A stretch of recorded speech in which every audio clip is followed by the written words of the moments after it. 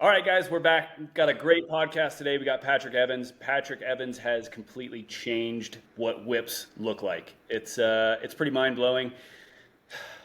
I actually don't whip in public anymore, and I think maybe it's because of Patrick. But, anyways, I'm stoked to talk to him. I've got a lot of things to ask you about. It seems to me you've built a really cool career, so don't want to spoil anything yet. Let's just get to it. Patrick, welcome. Thank you for coming on and chatting with us, dude.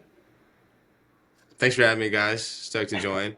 I just got the FMX Legends app one day because I just thought it looked cool, and I was like, oh, that's kind of sick. It's like a message board on here. Like, I thought it'd be kind of rad to have like a semi-private message board to talk to people. So that's kind of what got me like hyped on it. Dude, we were so stoked. Like, we were just like, bro, did Patrick Evans really just buy a subscription to Legends? Like, that's so For the wild. fun. It was cool What? as we were buzzing out. I remember that specifically. It Yeah, was pretty cool. yeah, Yeah. Well, thanks for yeah. the free month. Appreciate that. I was down All with the good. $10 though. That was fine. Sorry, what was that? Sometimes if we accidentally talk over each other, it'll cut out for a second. So I'm sorry. What was that you just said? Oh no, my internet. Uh-oh. Hang on, everyone, hold on. This is probably better now. There we go. Okay. Ah, I was having I wasn't flashbacks. gonna be that guy who did it like in front of his trophies, but I guess Dude, the internet's way better cool. in Now you are. here. I love it. Now you are. There I'm we gonna go. get one trophy and put it behind me.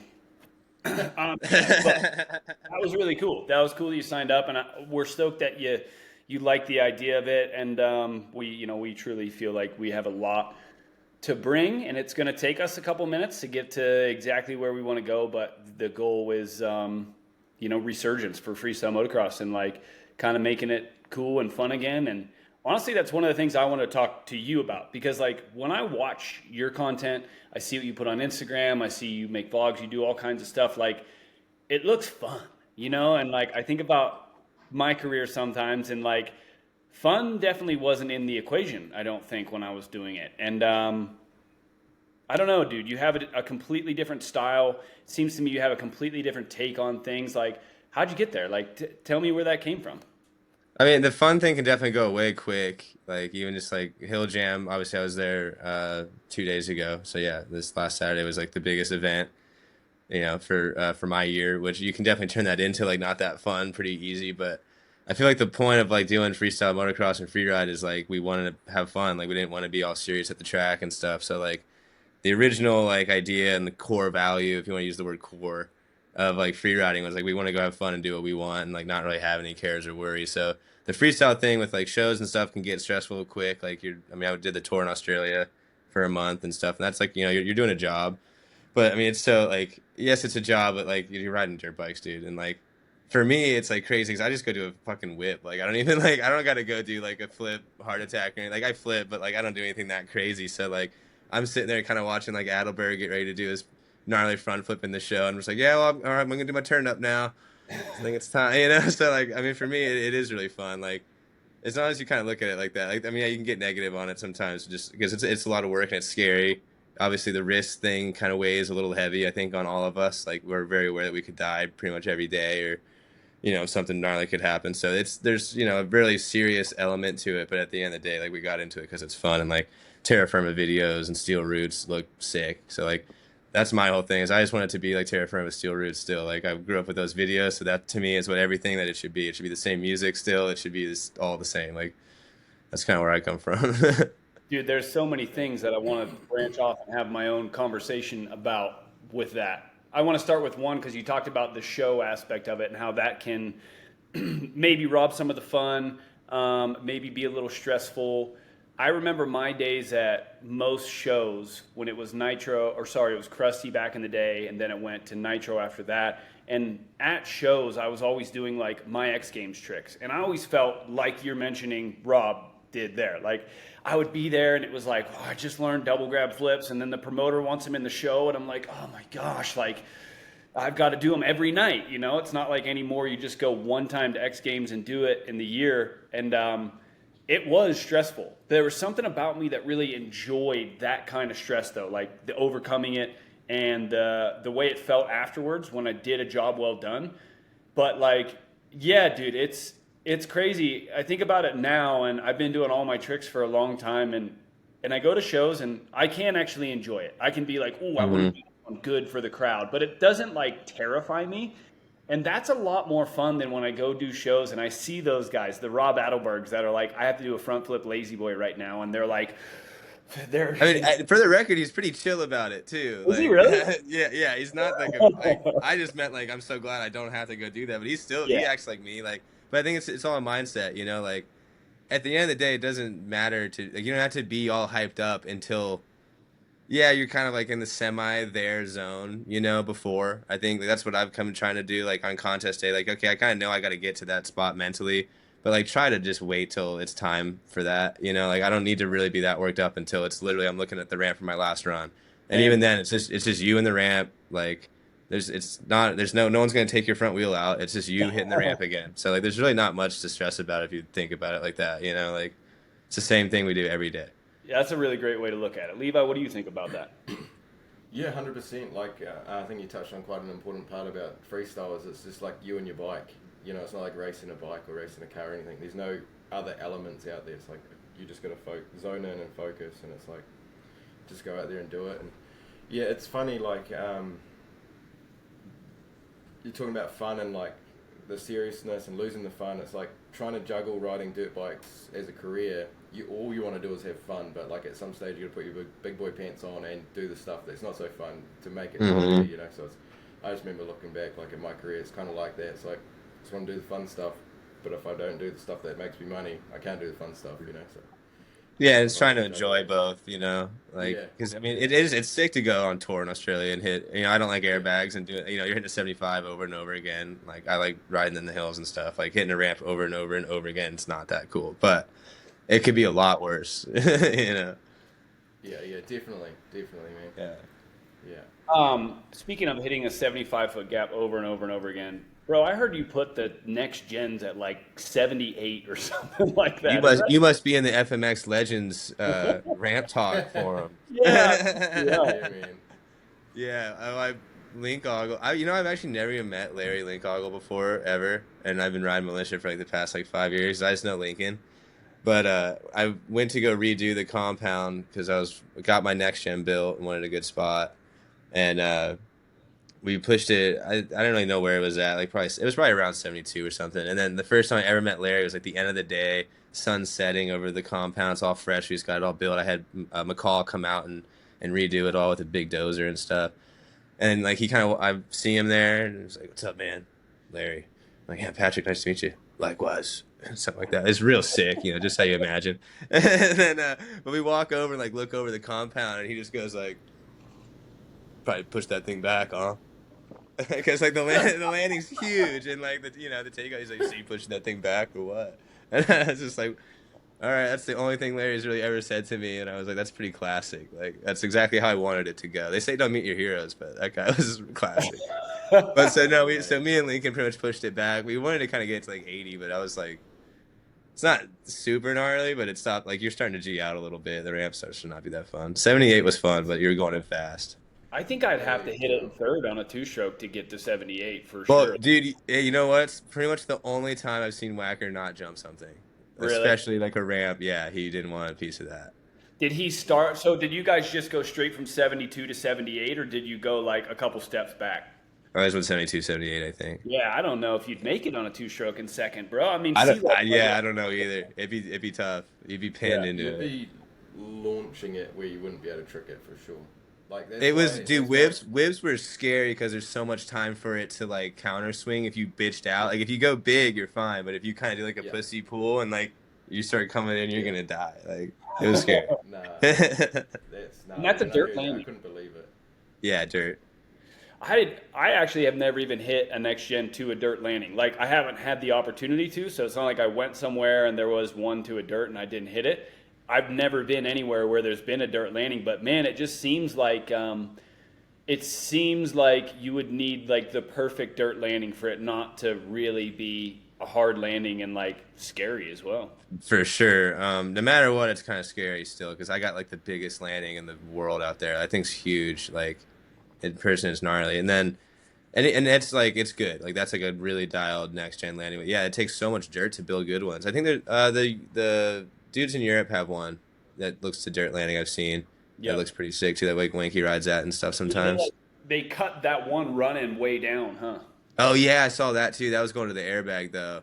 Oh, okay. But They got a but sick yeah, combo. it's just hard. Dude, it's so hard to get enough dirt to build the landing for. Like that's the only problem. Like Yeah. I mean, yeah, it's way sicker to dirt though. I like it way better, Man, I disagree. I Levi because at my I'm an early airbag career, hater. I don't really like them that much. Hey, sorry, what was that, I'm, Adam? I Oh, said sorry. I was going to go to you next, Levi, because like I've always felt like that next gen to dirt might have been part of the thing that ended your career. Oh, 100% it was. It was when I first built it and I was jumping, I was like, this is the coolest thing I've ever done. And then I remember this moment as like, if I crash this, I'm like, it's over. Like, it's got that feeling to it, you know? yeah, And that's what the 78 thing was scary. yeah, and Yeah. at that stage where like I only had my practice bag and then dirt, so I was like sweet as, and I was doing everything on dirt, and I just rode it like normal, and but I was a different person back then. Like I would not touch that thing to do it now, but man, kudos for you. On an Thank you. I airbag, mean, I'd still be scared. Yeah, it's it's definitely gnarly. gnarly, but it kind of I got thrown into it from like because I went the 1 year in X Games and didn't even jump it because it was like the first time I ever even seen one, and like the only people that had hit one were the one at Axles. So I just was like, dude, I'm not even gonna touch that thing. I'm just gonna because it was my first year too. I'm like, just don't crash is all you gotta do. So like, Yeah, don't go hit the next gen, do something stupid you don't need to be doing. Like, so I bitched out of it the first year, and then the next year, the only time I got to hit one again was just Maddo had one for like 2 days, but it was to his like single. He's got the 75 landing, and it's pretty small. yeah, And I think everyone's rode there before, right? I'm Yeah. sure you guys have. Yeah, pretty tiny landing. Now it's kind of smaller, and it's got the airbag topper, which I that sketches me out, dude. So I only got to jump it to like from that to that, and no one Yeah. was there to test jump it either, and I was just like tripping on it. It's that thing's gnarly, man. It's like you said, it's got that element where like it's really serious. yeah, Like it's like we're yeah, not doing double backflips every run, but like the risk off a next gen is pretty much, your parents got to look at everything like it's a life and death jump, like because it It, kind of yeah, is. man. Yeah. with that ramp, when I first got introduced to him, it was with Nitro. They brought him out to, I think the first time I hit it was maybe at Jared McNeil's property, and nobody had ever seen it yet. So they had their new bag out there in the next gens, and we hit it, and I started tricking it, and I was like, this thing is fucking amazing. Like, I Dude, was so it's stoked. so sick. Thank And you for building that, Levi. I felt invincible You're on that welcome. thing for a year. Like I started like every trick was like just getting bigger and bigger every time I hit it, and I was just sending it harder, and I started doing rock solid flips off it. And then all of a sudden I got to like that point where Levi just talked about where I was like, if I crash on this, like that's gonna be really bad. Like all of a sudden I started noticing like how big it was too. And then it was like my progression just went boo. And like I still feel better on them. Like I feel way better. They have a little bit of extra time where like you don't have to rush into tricks.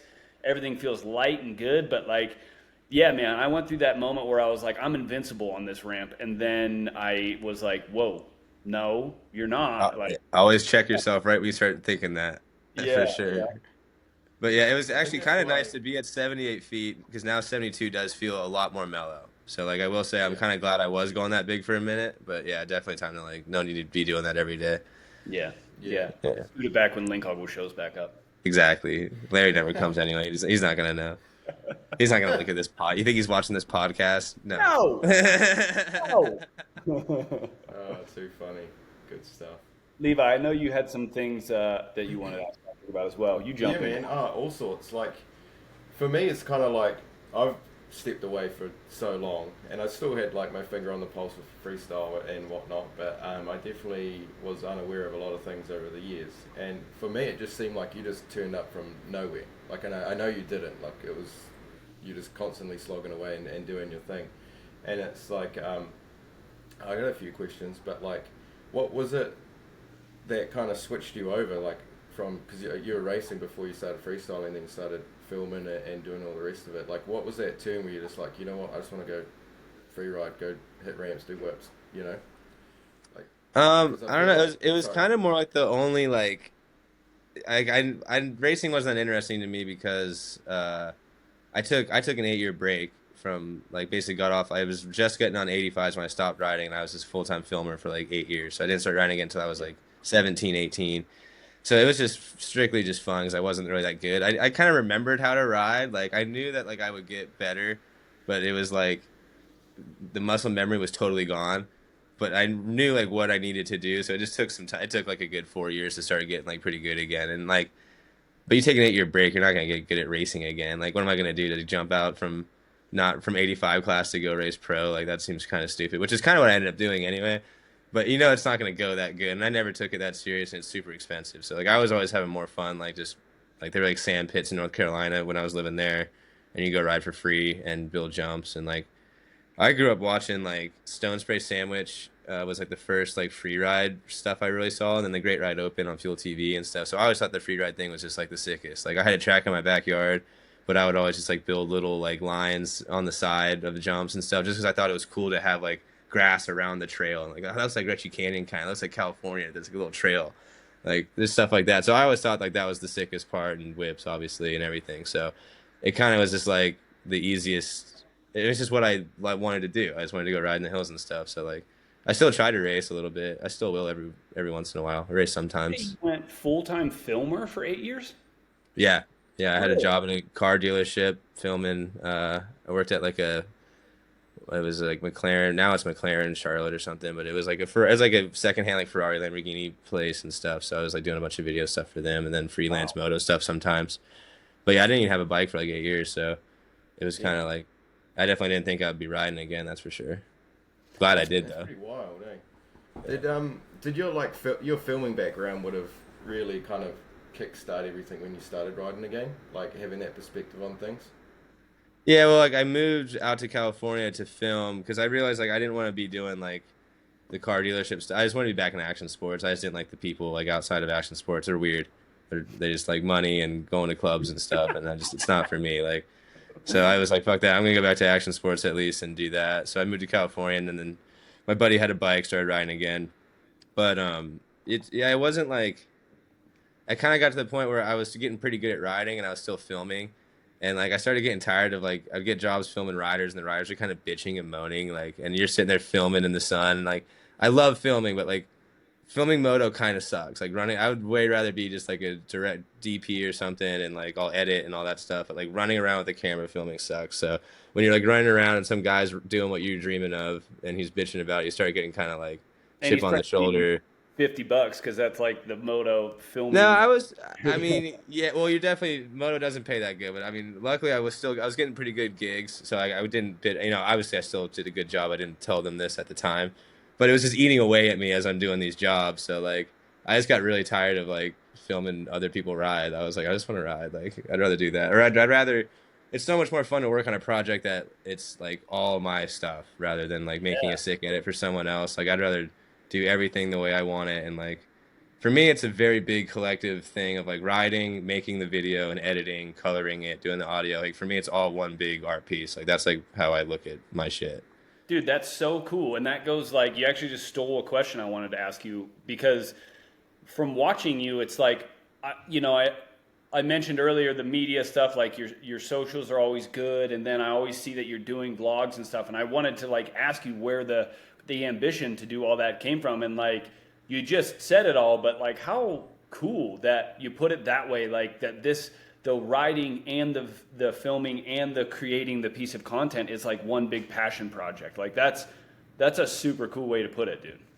Yeah, it's cool. Like I get like I go in the gym every morning, like spin bike, just headphones on, blasting punk music, and just picture videos I want, and like how, where you know what song, what lyric with what clip and stuff. So it's like constantly just it's kind of nice having the YouTube thing because I feel like it's just a constant like nice creative outlet, and like you can kind of take you can be lazy sometimes and do kind of more like raw, crappy YouTube stuff. But like usually I start trying to make a raw, crappy one. I'm like I just get bored watching it, so I'm gonna add music and start making it over the top, which probably doesn't even. I probably get less views because I spend more time on it than if I just did raw shit. But I'd rather do that.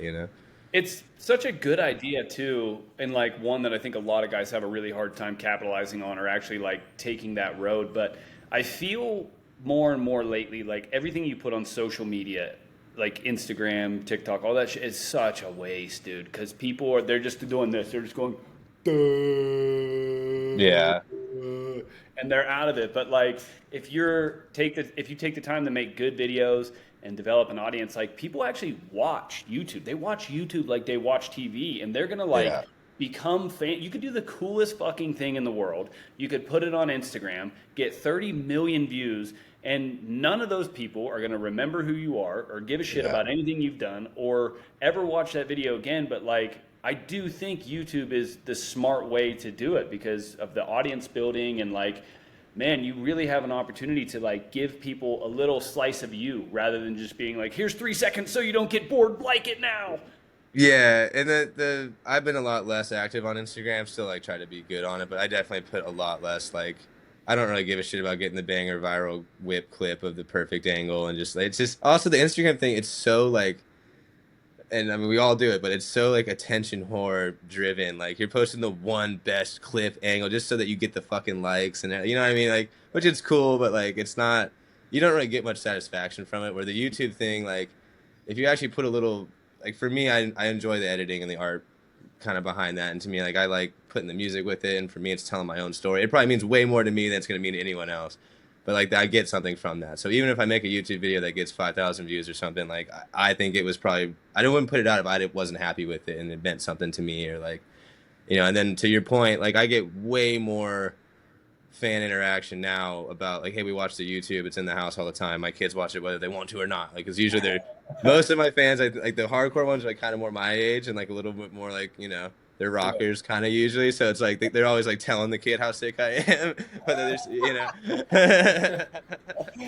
Dude, that's so cool and that's so inspiring. And I'm gonna say right now that I'm gonna try to do more YouTube stuff, but I know I'm not gonna do it, so I'm just gonna say it for the It's podcast. dude. It's hard. It takes so much work, and especially to keep making them. Like, yeah, Yeah. it is. And it kind of like I didn't film Hill Jam because I was like, you know, it's like the one contest. I just don't feel like dealing with the camera. I just want to focus on doing like sometimes you just want to be like an athlete, Yeah, quote yeah. unquote athlete, and then do the other stuff. But That was actually which, what I had a problem with because I used to try on some of the previous Nitro tours when we were doing those regional ones.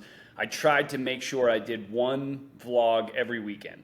And it same thing is cool, like you said. Like some people are still like, "Oh, we love watching your YouTube," and I'm like, "Fuck, how, dude? Like my yeah, YouTube sucks." But either way, I tried to do it, and then I felt so repetitive. Like the cool thing yeah, is if you're always filming, there's so much wild shit that's always happening that you can put it into the vlogs. But like, it was really hard for me to dedicate time to be like, okay, I'm gonna focus on like we're gonna do this skit today, and it's gonna be really funny. Like that's the thing that I would want to do is like goofy skits within like a riding day. But I'm those are also really hard to do, right? Like. yeah. I love doing that stuff too, but like it's like to make that stuff really funny, you guys spend so much time to get it So right. much Like, time and energy. You're coordinating other people and stuff like mhm. that, and like, and then on top of that, I've got a hour and a half practice session where I need to make sure I'm on point because when the show comes, they're expecting me to do double grab flips, dead body flips, cliffhanger flips, and every other hard trick that I have in the world during the show. So I'm like still like that rider guy, and it makes it hard for me to be like put time in. I don't have enough energy. I'd be spread too thin, but I'm making excuses Yeah. right now. But it does make it hard. Well, and freestyle's repetitive too. Like that's why even my YouTube, like I'm very Hill Jam's last contest now because I'm tired of just hitting 75 and over again. Because who wants to see me hit the ramp? Like I mean, everyone's seen my whip a million times. Like it's not gonna get any different, you know. So like, yeah, I can only make the same edit at Twitch's house so many times. So Yeah. the YouTube thing also kind of makes you want to go, you know, push yourself to do some different stuff. You know, like Yeah. I'm always like, if I get offered kind of something, I'll be like, well, usually I would say no to that, but like that's probably a pretty funny video, and I just go for the weekend, do something, and like you know, get something out of it. But yeah, you got to be the freestyle people doing vlogs over and over again just on 75, and I kind of do it too, but like that's not. I don't think any of us want to see it, including No, myself. it's not good unless you're like building something else into it. Like, Yeah, I like you really, gotta have there has to be a story in your video for it to yeah, be like yeah, that's the problem with the vlog. There has to be like, okay, this is gonna happen and I'm gonna hang on and wait to see this. Like there has to be yeah. something. So if it's just me riding practice, I'm kinda like I'll leave the camera at home today. I don't Dude, have I to be did that this. desperate for this schedule, you know? Yeah, I did this one video on like not the last Nitro tour, but the one before, and it was the time that Hodges was on tour. So I've never figured out if I did a good skit or if it's just because Hodges was in the video. But I got like 80,000 views on this one YouTube video, and I did this whole skit where at the beginning of it, it started out that like Greg Duffy was like, he's got racer blood, right? So he's like block passing people, and he's taking them out in practice, and everybody's pissed He's off. pretty aggressive too, actually. That's true.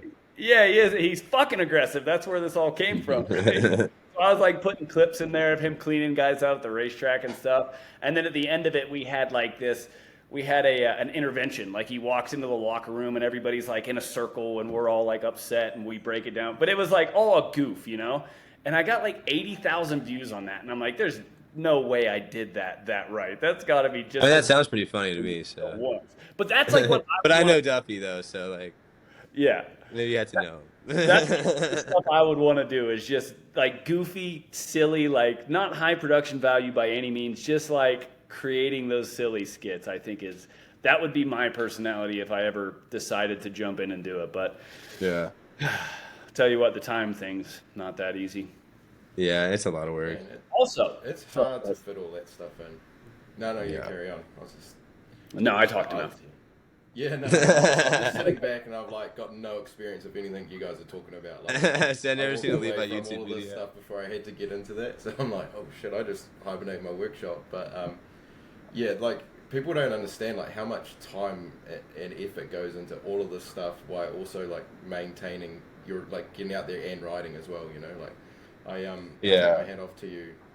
Going, filming, editing, and being the rider at the same time, and planning all this stuff. It's not like you go out and just ride and film. It's like there's so much going into all of that. That's like one thing, like the kids, I would say, because I think this is, we're trying to help the future, right?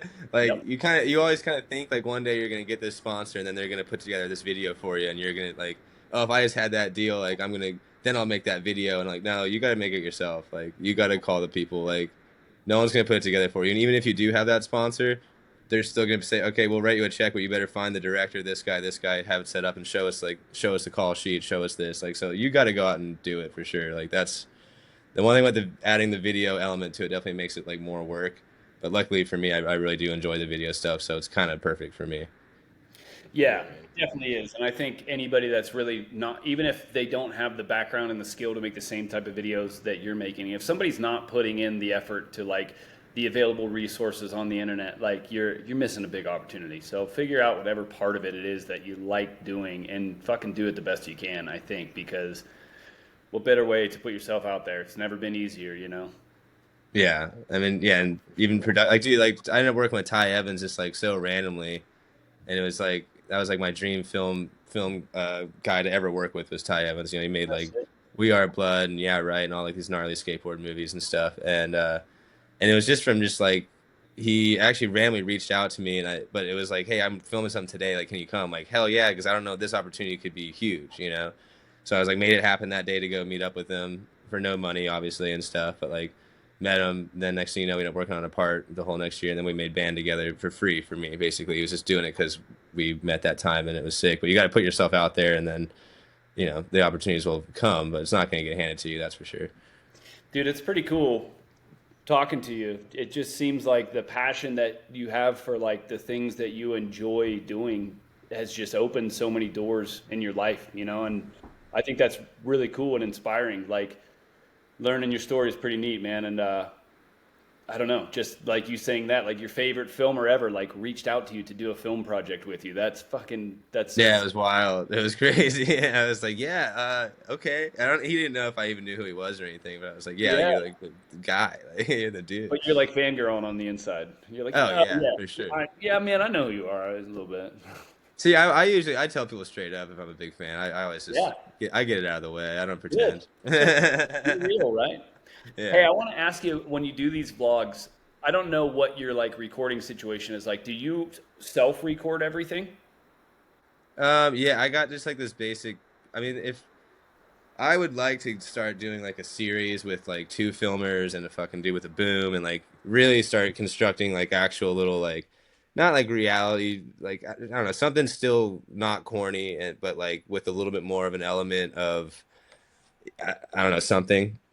But right now, yeah, I just have like a Panasonic like dad cam. It was like a $2,000 dad cam because it just auto exposes and has I have nice camera stuff too, and like tons of sick shit still, but no one knows how to use it. And it's way too I'm hard just to laughing like at hand that it. part. Yeah, so I have my little dad cam. I just usually hand off to whoever. Usually, like my suspension guy, Jordan Silva, is always around, or like a random buddy, or my fiance Selena. Um, Film all my stuff usually with like an Insta 360, just like talking, and then I can use the dad cam too to talk. But usually it's just That's passing what I that thing around. that's what I was getting at is like the Insta 360 talk. So the hardest thing that I had, I didn't have any cameras and I didn't have anybody to film me when I tried this, and I hate doing the talk to my camera. Like if I get caught like that, dude, I feel like such an asshole. And like I I've embraced it, dude. I got through it. I got through it. I broke through the wall. I'll do it now. But yeah, but dude, I mean, it's like I saw like a quote just the other day about something like it was like what you want is just on the other side of cringe. Like, you know what I Yeah. mean? Like, and I thought that was a really good quote. I was like, yeah, like filming YouTube, the first few times I did it, I felt like an idiot.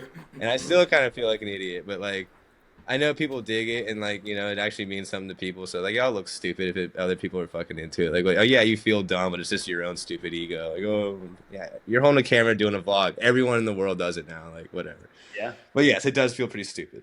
I feel stupid. Okay, is that what you want to hear? I feel like an idiot every time. I try to like not let people see. If I'm in my car, I'll kind of like put it down if someone's next to me. I'm like, wait, so then. Oh, funny. That's hilarious. Man, Levi, is take it, us off with is the it next kind one, of bro. like, so, oh no, I was just thinking earlier when, like, being so into filming, which you are, and then, like, being on the other side of it, and then just handing your camera off, and you're, like, letting someone with no experience kind of film saying, you're like, man, I could have got that so much better. Oh, dude, my whole career has just been like, oh man, I wish if only. It's really hard to find. Like, not that everyone's pretty good at filming. It's just it's hard to find someone who has like the same eye that you do. Like, I think about getting shots a certain way and stuff, and there's definitely so many times I'll be standing around like, so no one's filming this right now. Like, we were just talking, or like they're getting food, or it definitely is super annoying. Yeah, and yeah, I can. It's really like I'll see they're standing in the wrong spot, but I'm good at like I'll just wait. Like all right, I'll wait till he moves to the right spot. I won't say anything. Like you don't want to be like micromanaging people and doing that either. So I found a couple of good filmers now that like we gel pretty well with, but it's pretty hard to find someone that's not kind of yeah a little frustrating sometimes when you're looking through the footage and you're like what were you doing or like the one sick shot is blurry but the one warm up is perfect and they're like no it's good I got it over here. I'm like yeah but I whatever it looks great thank you buddy. What's your Venmo? Yeah. Yeah. I bet. That'd do Great my work. head in. Yeah, dude. Honestly, there's like been a lot of sick footage of mine that just wasn't in focus or shit, like something like that. A lot of dumb stuff like that over the years. Yeah, I would like to know like how many sick clips I don't have.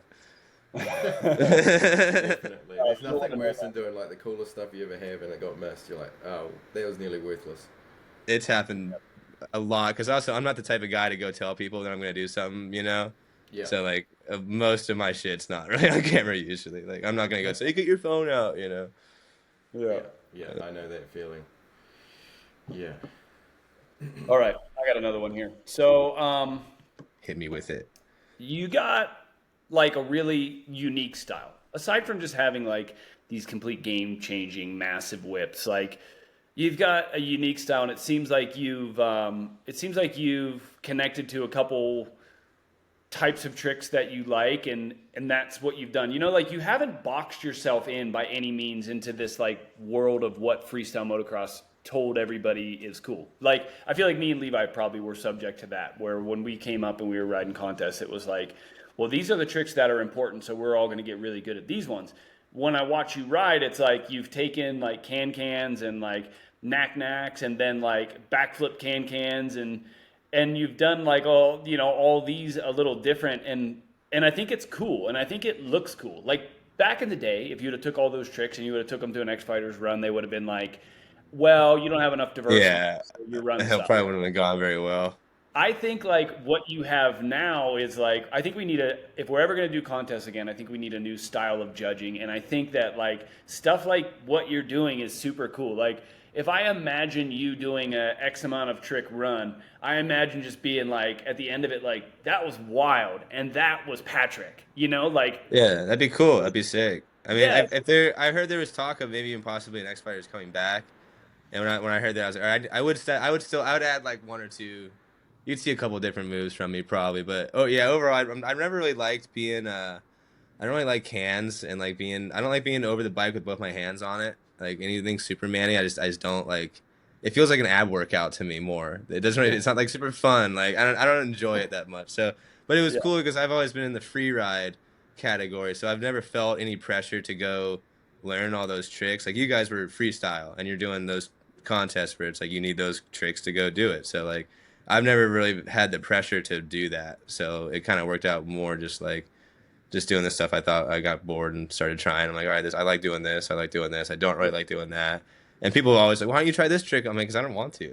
It doesn't look fun. Like Yeah. I And I kind think of, that's the way. I think that yeah, should be the way going forward if we're ever able to get any contests back into freestyle motocross. Like exactly what you're talking about is the way. Like your run should be so uniquely you. And at the end of it, I think people should just be like, what did I feel about that? How do I want to place him against the other riders? Like I shouldn't tell you like, hey, Patrick, if you want to win this contest that we're doing next yeah. week, I'm going to need you to do a bar hop because you're going to need one bar hop trick. Sorry, dog. Like, fuck all that, dude. Like, you've created this completely unique style that, like, nobody else can mess with. Like, run it. And I love it. I think that's the way it should be. Thank you. Yeah, I mean, actually, I never really thought of it like that, but it definitely used to be more like you were getting judged on a run, and like Mad Mike Jones had his helmet cover on. You know, like it was like it was like your show. It was like a 60 seconds of your show, not necessarily just okay. You're gonna hit this jump 6 times. Your max score is this. This trick's worth this points. This is this many points. Like it was a fucking show. Like that's Yeah. a really I never looked at Yeah. it like that. That's a good point. Yeah. Yeah, you're But talking I would be cool to see some contests like that come back. But also, it went away with courses going away. Because if exactly. we're just on ramp to ramp and 75 feet, well, yeah, it's gonna be the same shit every time. We need courses to come back heavy, and I I know just it's so hard because there's so much dirt that it takes, but maybe do BMX best trick and give us the rest of the dirt, you know? I still don't think that would be enough. Well, I've Yeah, actually fine. been thinking about this. Hey, we Tell, get at least a 90 footer out of it, right? yeah, tell me what you think about this because, like, here's what I think about losing courses in freestyle motocross. I think that we had courses when freestyle was big, and then we went inside the Staples Center, and then courses were small, but like freestyle stayed big, right? For a minute.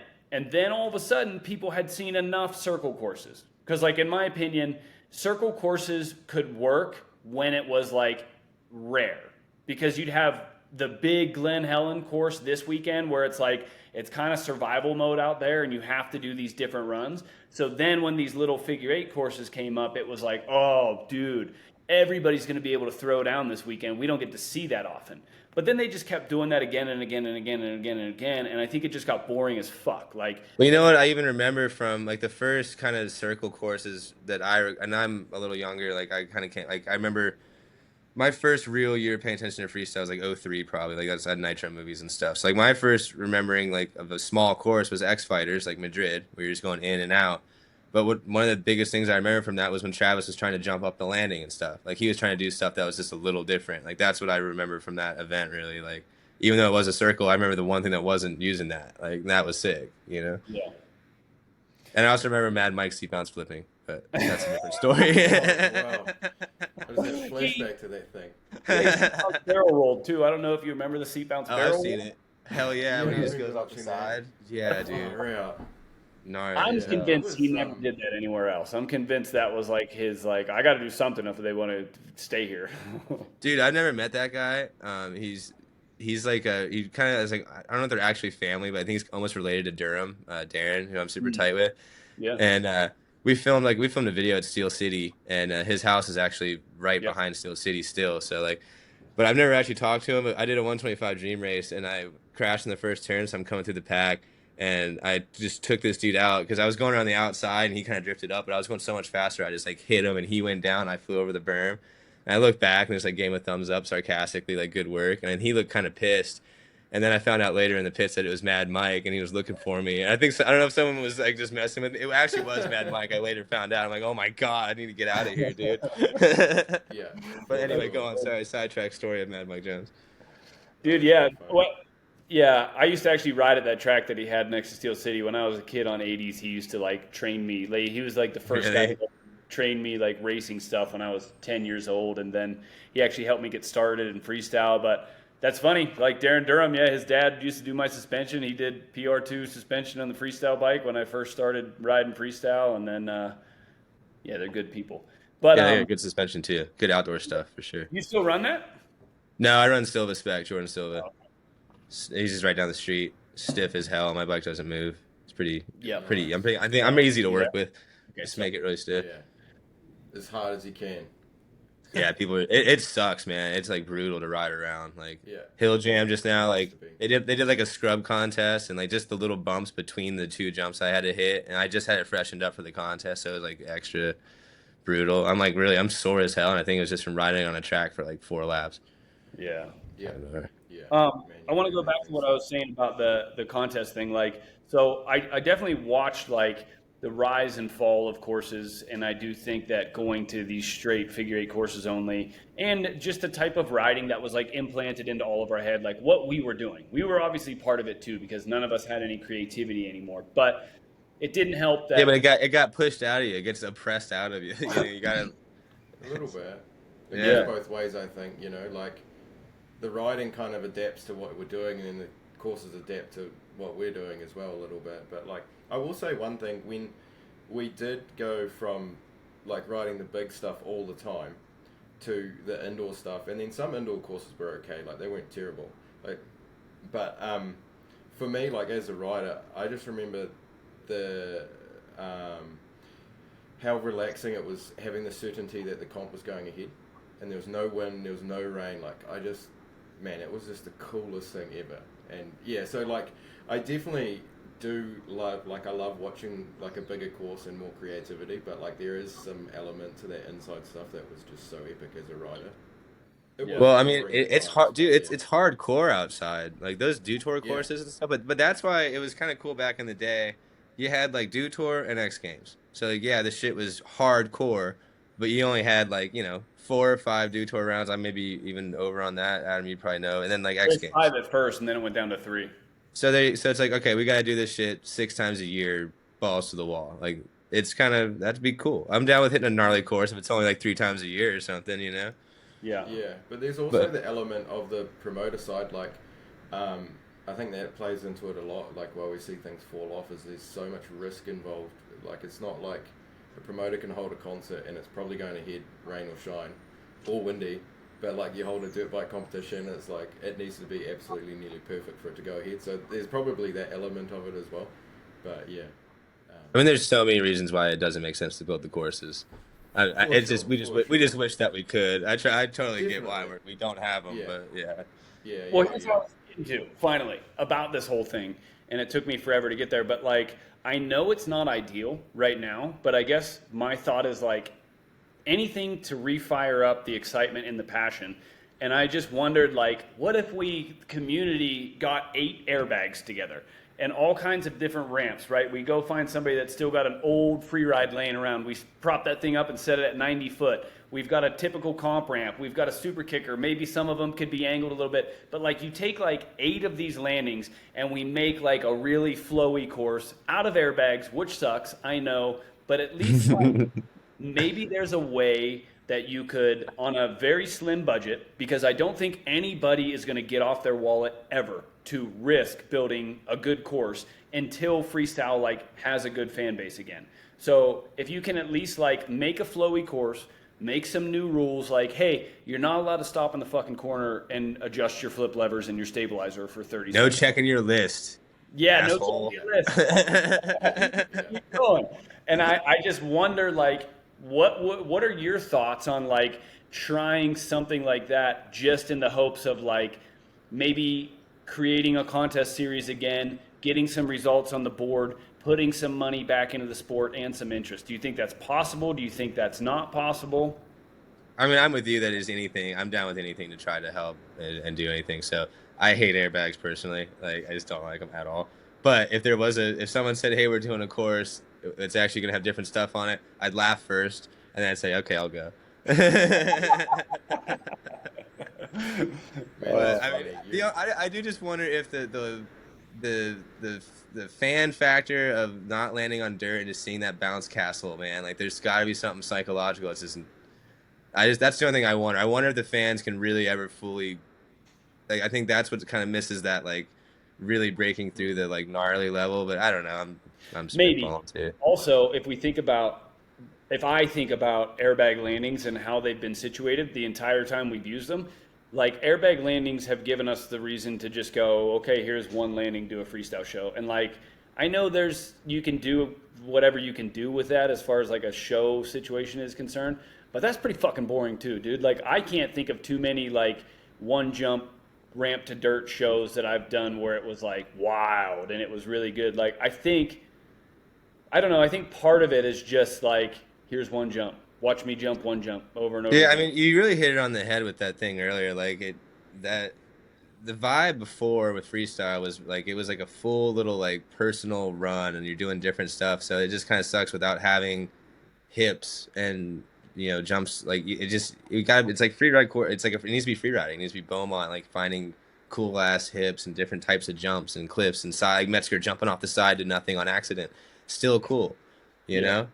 Almost broke his back, but still cool. Which one are you talking about? You remember when fuck, what was it? Was it Gravity Games, maybe? He launched off of the side of some jump to just nothing. He got all fired up. He almost, remember that? He Yeah, like, he just he landed almost flat. wadded a flip. I think he might have crashed a second, got up, Yeah. and then just like quarter pipe to nothing. It was legendary. Yeah, yeah, I was I can't seeing remember. that. Dang I it. think, I'll like, find it and I'll send it to you. It's insane. All right. one thing I think about like what we're talking about is like going forward. There's always been this, and it was like within our experience of X Fighters is we're talking about like free ride and kind of imagination and that kind of big cool fun stuff, and what happens is it always like it starts out that way and it's always pretty cruisy and you don't have to do much to do like your tricks on it. You can just float in style, and then you just have this like one-upness to it because the next guy's like, I want to beat him, so I'm going to do something gnarlier on that same gnarly jump, and then it just keeps going and it keeps going and it just gets like so ridiculously gnarly that we kind of end up back where we are again. That's kind of where I Yeah. see it going with. So it's like, and I don't know the answer to this, but it's like, how do we kind of keep that creativity and then also kind of make it sustainable where it's actually like you're not going riding absolutely dreading it every single time, because it gets Yeah. so crazy and out there. It's gonna be up to someone who cares more about just doing their thing than one upping the guy. You know? Yeah. Yeah, but And, it's and, just human and nature. it's just kind of yeah, it's the nature of competition, and that's why I Yeah, personally yeah, don't really like contests, and I'm just not. yeah, I'm not a big fan. Like that's why I didn't really care about not being an X because I was just like, all right, like I think contests yeah, kind of suck anyway. But I mean, yeah, for me, I'm just gonna go. Hill Jam's over, and I'm just like, all right, I'm building jumps now and making another video. I just got too many video ideas on my head, and like, and I really do enjoy doing the content thing, so I'm gonna kind of do more of that. And but yeah, I mean, yeah, if you're in the contest and you want to win, then you're probably gonna keep trying to one up people, and it's gonna get to that level every time, like you said, and then it gets so unrelatable that's why it almost it restart like freeride restarted, like 5 years ago, 6 years ago, kind of like there's like a big surgence in it because it was like freestyle was so unrelatable, and then the freeride thing kind of yeah, started popping up more, and it was like, okay, I understand this. They're just doing whips and jumping yeah, stuff, like back to how it was because everyone got so detached and lost when you're doing double backflip knacks and shit. Like it was Yeah. just like, yeah. what's going on?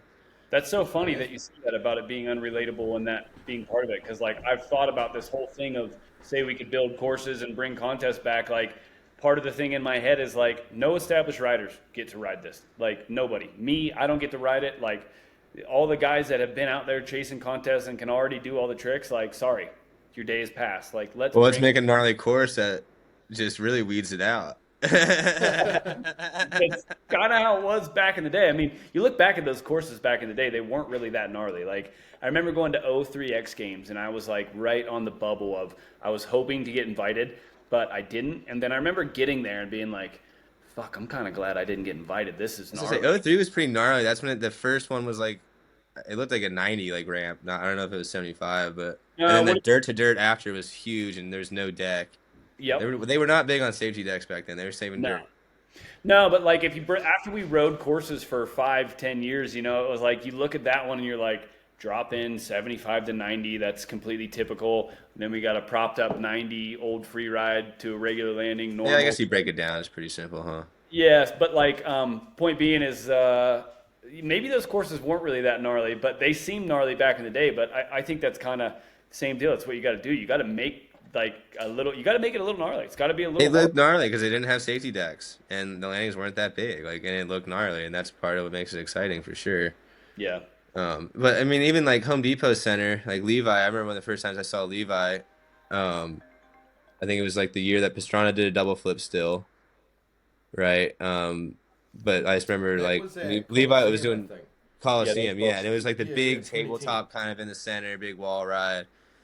And Yeah, that those are still pretty sick. I mean, I think if you actually broke it down, it probably was pretty simple still. It's probably 75 into like a dirt jump, but they looked spectacular. Like they looked like such a those were skate park. fun. Yeah, They it were looked like a like they blast. were big enough to be kind of different, but still like not gnarly enough to where you can like actually go and hang it out on it. Like you're not like overly conservative to just kind of survive, you know? They also had some safety decks more so than the Yeah, older like 90. Like that's like that was I thought that was a really good looking like yeah, safe. That's how courses should probably look, something like that. Like, yeah. but it's so much There, dirt. I mean, that looked like so much.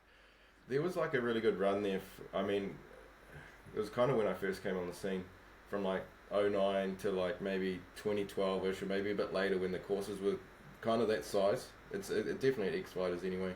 Like where they were kind of big enough, you could kind of play around on certain things and enjoy it and get a flow on, without being like ridiculous, you know. Yeah, you did Um, seem to kind of have a from good around there. run. That those times were good courses. Your Yeah, pinnacle career seemed like some really good courses. yeah, it definitely kind of greased it with that stuff. Yeah, Yeah. I'm landing Um. on bounce houses over here. Yeah. Um. Man, this is a random question, but I was watching your stuff. You don't run a stabilizer, do you? Nah, I Man, try that to keep bums my me bike out. just like super cross bike. I just want it to be like a Yeah. race bike. Just to It's just speed my you. it's that's like one of my rules to not get too serious. Like I was like I'm not getting Huh. grab holes because I'm really not that interested in it. And if I do, I'm Yeah. just gonna start learning every grab trick and I'm gonna be every Yeah. freestyle guy. Like I'm not doing Mm. it. So that was kind of like my and that's why I don't run a stabilizer. So I can't do no hand flips really. Like Yeah. but I'm like you know what? Like if I just don't care enough to change my bike. Like I want my bike to I want to be able to go hit Beaumont the way I want to ride Beaumont at all times. Like Yeah. so I don't No, I want to think have all that's that cool. stuff. Yeah. Yeah, it buzzed me out because it's like not just for me. Like a dampener is like every trick I use it. Like you I don't need never to really use take it. You both buy it, hands use it, off I though or think so. anything. Oh no, like if I'm like whipping, I'm like using it. If I'm doing anything, like Really? I'm Wow. using the force of the dampener to ride my bike, but it's probably just because I had to learn to ride with one because of no hand flips and Seagrave flips and stuff that you really need it. But because Exactly. I've been bombing the Stark for like the last 6 months, maybe longer, well, nearly 9 months now. And I was the same as what you're talking about. I'm like, I don't want to make this a freestyle bike because I love riding. I can ride it on anything and play around. It's so nice and comfy. And I just couldn't really ride freestyle. I couldn't do whips or anything with no dampener. I put a dampener on. I'm like, holy shit, I'm myself again. Like, I can actually still ride a That's bike. wild. You got that used to Yeah, like the counterweight, huh? yeah. So That's crazy. I was gonna ask you that. Buzzed No, me I've out. always run really loose headset forever. Hmm. Dude, Interesting. I remember. I Sorry. no, it's like day one song running loose trucks. It's just a style thing, you know. I don't know if Hey, you it follow works for you, skateboarding man. or not, Yeah. but No, I don't. I get it though. well, whatever. Someone will get that Yeah. joke out there, whatever. Yeah. It's I not remember for you. back It in was the for day. them. Sorry, what was that? Nothing. I was making terrible jokes. Go on. That's right. I'm good at those. Yeah. No, it's funny how you said like we just have gotten used to it. If I go moto, if I jump on my 450 and go moto, like I don't notice at all that there's not a stabilizer on that. But like if I start my day out, if I get off my stand and I ride my 250 towards the ramp without any stabilizing, I'm like, whoa, dude, something's wrong. But like, remember, did you ever ride with the WERs, Levi? Yeah, like a few months They there, I were think. shit, right? They were the Yeah. worst things ever. You had to Yeah. drill into the frame, but like I Yeah. remember like I couldn't go to the ramp straight when I first started having those. And they had like no dampening at all. And now you can take your GPR, you can turn it all the way up to where it doesn't even turn at all and you're like you have no problem with it. But yeah, I guess we Yeah. probably have adjusted to that like much more than we even Yeah. consider. I mean, I only just kind of clicked to it like right now, like how much we've adapted our riding style for it. But Yeah. yeah, anyway, just a little bit of a fun fact. Well, not even fun That's fact, just something I actually was thinking about. Never used No, one ever. I've never even for like outdoors or anything. They Yeah. look I kind mean, of fun. It'd be cool to use it once just to have fun. Like I had flip levers on for like a day, and I did like some little baby super flips and stuff, and it was like this is cool, but like this kind of hurts my arms, and I feel like an idiot with the things up, and like, and I could even feel the weight when I went to do a whip. I could tell that they were like there, and I was like, yeah, this is just yeah, not for me. I gave it it's a a huge good difference college for what try you want though. to do. Yeah, I didn't like it. Yeah, yeah, I like how true to and then stick yourself to what you're you doing. are with everything. Never sell out. No. Unless it's for a pretty good amount of money, then it's all right. That's Oh, fucking that's funny. It's like people only do Yeah, things because they get paid, and that's just really sad. yeah. yeah, it happens that way. Hey, my next question is: it seemed for me, like from the outside looking in, it seemed like you were a real early adapter of the Stark. Is that true? You were, eh? Yeah, I mean, I no one was really. How did that all come about? I just like commented something after quarter pipe in 23. I did pretty good in quarter, but like, dude, my bike was so like gases are slow. So like, I was pinned off the quarter, and I got like 49 feet or 47 feet, and I needed more power. So like, I just like commented something like about that like on a post that they had, and then they emailed me, and I was like, oh shit, okay. Sweet, because I think I said like let's Yeah, talk at that's Stark epic. Future. Yeah, and he was emailing like, all right, we're listening. And I was like, all right, let's do something. So yeah, I ended up getting a bike on in February of 24. Yeah, Yeah, and that was when I first got on it. And yeah, no one would like the whip thing. No one was doing whips on Starks like at all. Like so that wasn't a thing. So I figured it was gonna not be a great year for me with no panic rev and like I tested it and I was like I think it felt fine. It felt like kind of the same as a 450 to me the first few days I rode it. Like I rode it like one day at Matos and I was like yeah I mean it's a little heavy and it's kind of scary. It's definitely like violent like in the air with the tire and everything like or wheel speed you have. But yeah it was pretty much right at the one time I was like yeah I think it's cool. So I just decided to do it because I was also kind of bored of the 450 because I won Imagination and I won that whip contest on the gas bike. And I was kind of the point where I was like, yeah, my whips feel so big on the gas bike. I don't really know what else. Like, I was kind of getting a little bit like bored. So when the Stark thing came up, it was perfect. Even though I didn't think I was gonna win, I was kind of more just into like it just sounded cool to try to do and be a part of. Like electric bikes, I've always thought were pretty sick. I'm not like super pro environment or even like pro. I don't have electric cars or anything. I just thought electric dirt bikes to me just seemed kind of really. It seemed like a cool thing that like we don't have yet. So I'm excited to like see it. You know, it's like if a four stroke came out and I was riding two strokes, I'd be pretty interested in the four stroke still. Yeah. You know, like not that I'm. Yeah, so like I was just like this sounds sick. Like this would be cool and exciting and something different. And Whacker had rode the Alta, and yeah, obviously he really liked it, so he kind of was in my ear and liked it. And then Durham also rode the Alta, so like all my friends slash heroes were messing with electric bikes too. So I was like, all right, cool, I'll ride the Stark. And then obviously getting paid and all that stuff is super rad too. So it's a it's very definitely win-win. So how did yeah. the whip progression go on that thing then? If you said at first you weren't sure what it was going to be like, and then how long did it take you to really like dial that in and figure it out on the start? It was like I got it to where I was on the 450, which was like pretty big, like pretty quick.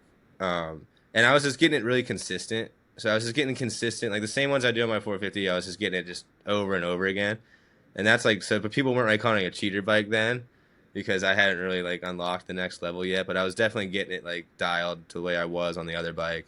And then I'd say like not maybe not. I really wasn't that confident going into X Games. Like everyone was acting like it was like a sure thing that I was going to win that year, but at I don't least know in how my you couldn't have been confident. I saw your whip videos leading into X Games and was like, oh fuck. I never go into a contest with the attitude of like I'm going to win or something. Like I don't know, you just got to go do your thing. But like, but off the next gen, dude, those guys could crank it, and like I didn't really know how big the star could go still. So I really, I'd say like about a month before X, it was like okay, this thing's like I got it unlocked, but I didn't realize you could go bigger until literally at X Games probably was like when I was like, Really? yeah, like I was like, oh shit, I'm actually like waxing these gas bikes like in practice at X Games on the next gen, like because I didn't really ride an next gen, so I had one day at Matos.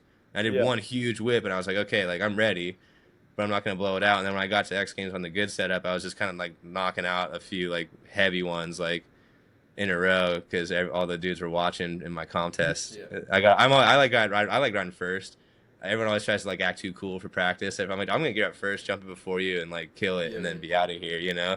Yeah. So like, That's the way to do it. like literally until practice at X-Games is when I was like, oh shit, this is kind of like different now, like.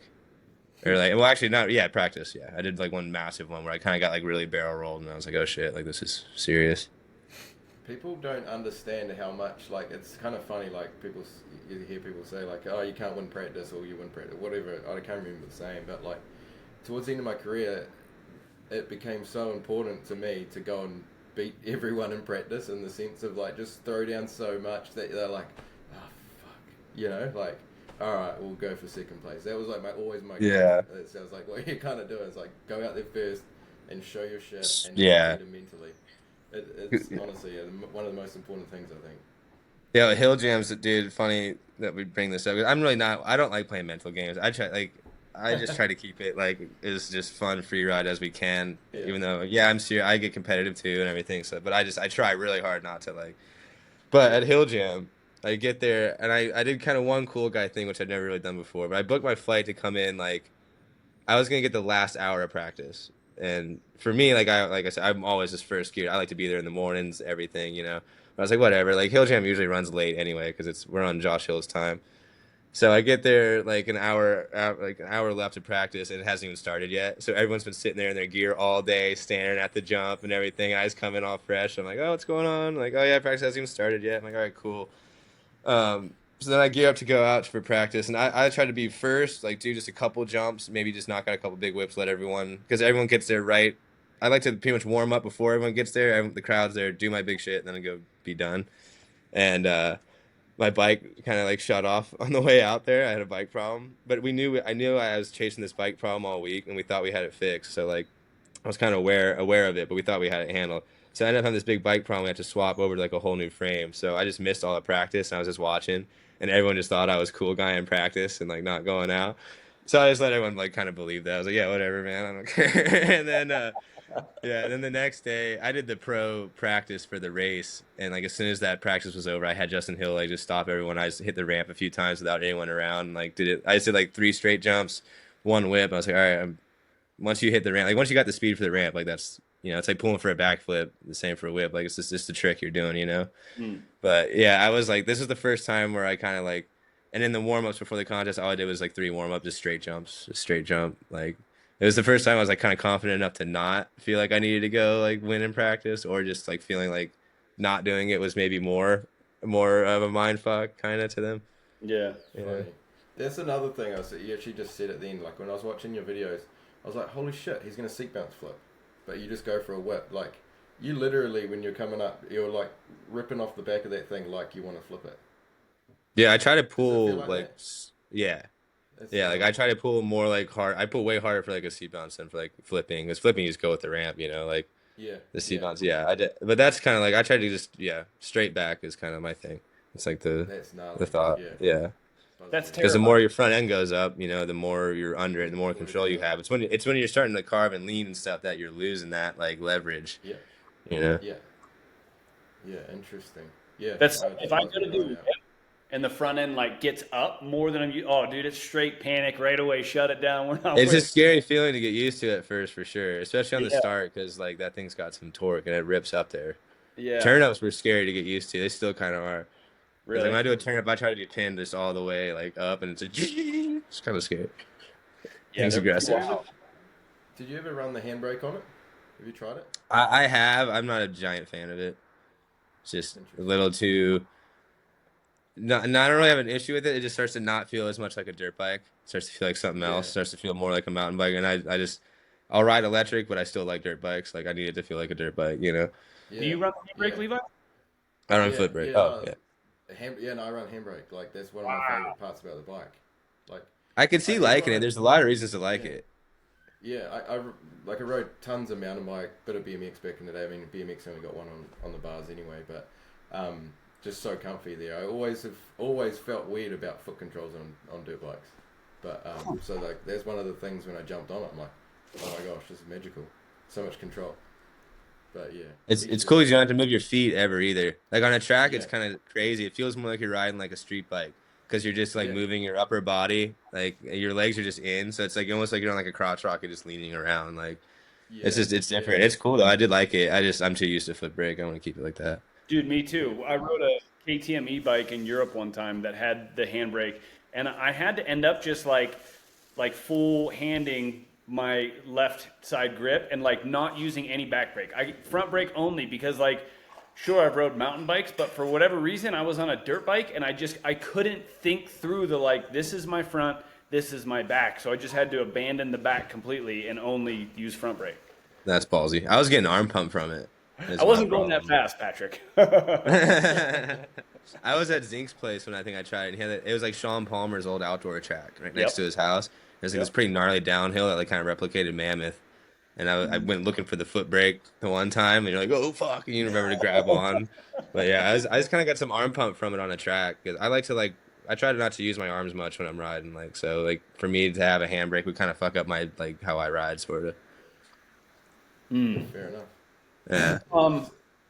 I wanted to ask you about you were saying like with the contest. I can't remember exactly how you said it, but something along the lines of like not playing any games, messing with people, or something like that. Man, last year when you won at X, like I had a really hard time like not dealing with, but trying to have understanding for the way that it seemed like you were treated by one competitor in Best Whip. And is that something? Does that bother you? Is it water under the bridge? Like, I mean, I don't like I just never been a big fan of the contest thing because like everyone just gets all aggro and stuff. It is what it is, man. It's all water on the bridge, I guess, because it just like what else are you gonna do about it? It's just kind of what happens happen. But for me, it's definitely more like I just want to get out of the contest scene. Kind of, I guess I was not bummed about not going to X Games. I just like I think time's better spent doing content stuff and just doing my own thing too. Because like. Yeah, I mean, I don't know. I don't like riding with a bunch of people, honestly. I know it probably sounds bad, but just like waiting in line to hit a ramp and just being like, I'm cool just doing my own thing by myself out in the hills and like whatever. Like I'm chill with that. So I'm all good with like the group stuff for the most part. But do you think if there was like a more, and listen, I know we said already in this podcast, don't sell out and all that stuff, but like, do you think that if there was more of a financial benefit from the contest scene, that it would be more like it would feel more worth your time? Because like I agree with you that time is better spent on content, especially with like the current way that freestyle motocross is or any free riding might be currently. But like, you know, back in me and Levi's day, there was just from contests alone. I mean, there was hundreds of thousands of dollars to make per year without doing anything other than a couple contests. And I don't know what it's like nowadays, but I know that like X Games pays went down. I know that I got 10 grand when I won Whip. So and also there's no purse for second, third. What? Whoa. Yeah. No way. So that's why people take that shit fucking serious, dude. And that's why people are like playing all the mind games and all the BS because it's like, and what sucks about, I don't mean to shit talk X Games too much because like I am grateful I got to do it and all that stuff, but like, I'm just saying how it is. Like you're, especially this year at Salt Lake City, so you're gonna have to get an Airbnb for a week in Salt Lake City. You're spending, probably two grand at least in lodging, then the gas, getting bikes there. You're barely like if you win, let's say you're just going for Whip. If you win, you're making like 5 grand probably profit, and like, I mean, you could just go do shows with no stress, no pressure, and just do shows and clean house. Like, I didn't go to X, and I got a show with Keith in Montana, and I went and did like a podcast and got paid for that, and I was like, okay, sweet. I just pretty much made what I would have made at X this week. So the money thing definitely is not a. If anything, it distracts me from doing content stuff, and you could argue that it might be costing, like if you want to look at it that way, Yeah, I guess that was my point though, is like it is a bummer the way it is now because X Games never really paid good except for like 1, 2, and 3, like it used to be like, what was it, Levi, like 50, 25, 10? Something like that, yeah. Yeah. 50 was a number I've been told a lot, which hurts my feelings. Yeah.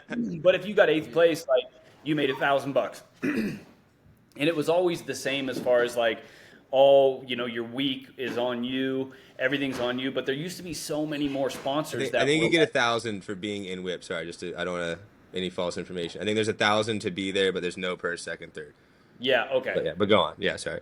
Yeah, but it seems like, you know, sponsored dollars have really dropped off and stuff, because it's like, even if you went to X and you broke even or whatever, like back in the day, like you were gonna make a lot of money still. Like you could buy a house if you go win a gold medal at X back in the day. Like Yeah, it's a big deal. Yeah, and now it it's not. It's it's cool. It's good money. contracts that you get in unison with that. Like, hey, I got third place at X Games. Fox Racing, pay me $50,000 next year. Monster, pay me $200,000 next year because I'm a top 3 guy at X. Like, there was a lot of money to be made, and like, And that still helps. Like my contracts went way up after X, but I don't think it was just X Games. But just being able to say you're X Games gold medalist still carries a lot of weight. And I good. mean, yeah, I mean, I guess it should. It is. It's hard to get one. I mean, Yeah, I get it. Like it's still. I got respect for X still. It's just shitty how yeah. they handled that whole situation. So it is, and I want to get onto that too. So even with that though, the financial benefit and everything, like sponsor dollars still good, everything's still good. There's still like a good career to be made from going there and being competitive. You still would rather just not focus your time on those too much. On contests and like X. Yeah. I mean, I would. I mean, I do. I have. Like, I busted my ass for Hill Jam the past. I mean, I've been thinking about every contest since I got my 2-year deal with Stark, and I was like, every contest that I wanted to do, I was like, I want to kill it and then renegotiate. So I have motivation there. Yeah. For sure. Like, if you have a contract, you definitely are motivated to keep. You want it to go up every year for sure. Yeah. But I think the importance. It's nice. I think finally. And I think like Axel, he didn't go to X this year either, and I heard he went to Monster and basically said like, I just want to do content. Like I don't want to go to X anymore. Just I can be doing this stuff on YouTube and get way more views. And like we discussed earlier, like the fan interaction, I've seen it in person. Went on tour in Australia. Went to from Montana to Hill Jam last weekend. There's someone's always like, dude, I saw like they watch the YouTube and they love it. So like, I think that's kind of the way to go. And for someone like me and like for Axel, he's always done his own thing too, always is kind of like, he's always like that same type of stuff. So, that's cool. I think it's starting to be, the sponsors are starting to actually understand that more. Where before, I think it was hard for them to break the whole, like, hey, just because you're not in X Games does not mean you're not worth anything. Like, Yeah. and that's how it was. It still kind of is, but I think we're barely maybe seeing a slight turn. Yeah.